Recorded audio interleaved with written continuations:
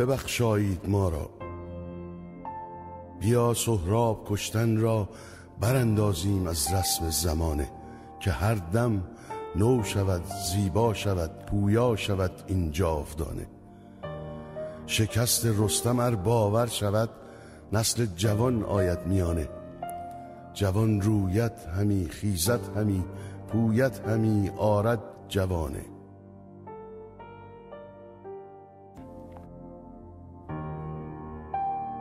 هلا هی با شما امروزیانم، ای جوانان نوجوانان، ای جهان سازان فردا. بدانید ای عزیزان نسل ما عاشق شد، عاشق ماند و عاشق رفت آنک. تا شما امروزیان عاشق شوید، عاشق بمانید و بسازید این جهان اینک. چه شد بر ما چه رفت آنگاه، اکنون یادتان بادا.